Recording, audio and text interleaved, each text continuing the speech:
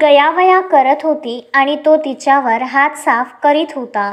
घर असो, कार्यालय असो अथवा सार्वजनिक स्थान, महिला आणि तरुणींवर होणारे अत्याचार थांबता थांबत नाही। आता तर घरात मुली, वडील, काका, मामा यांच्यापासून देखील धोका आहे। अशातच ग्रेटर नोएडा वेस्टच्या गौर सिटी 2 येथील आम्रपाली गोल्फ होम्स सोसायटीमधून एक धक्कादायक घटना समोर आली आहे। एका तरुणाने फ्लॅटच्या बाल्कनीत आपल्या गर्लफ्रेंडला बेदम मारहाण केली आणि तिच्याशी गैरवर्तन केलं। ही संपूर्ण घटना समोरच्या फ्लॅटमध्ये राहणाऱ्या एका व्यक्तीने मोबाईल कॅमेऱ्यात कैद केली आहे, जी आता सोशल मीडियावर व्हायरल होत आहे। व्हायरल व्हिडिओमध्ये तरुण गर्लफ्रेंडला अमानुषपणे मारहाण करीत असल्याचं स्पष्टपणे दिसून येतं। व्हिडिओ समोर आल्यानंतर लोकांनी सोशल मीडियावर संताप व्यक्त केला। व्हायरल व्हिडिओची दखल घेत बिसरक पोलिसांनी तात्काळ कारवाई केली आणि आरोपी तरुण इक्बाल याला अटक केली। तो 24 वर्षाचा असल्याचं सांगितलं जात आहे।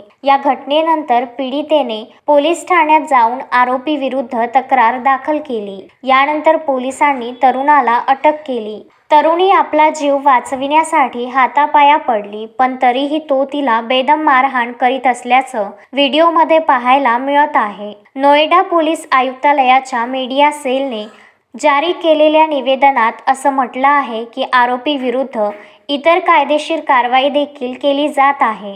या घटनेनंतर समाजाच्या सुरक्षा व्यवस्थेवरही प्रश्न उपस्थित झाले आहेत।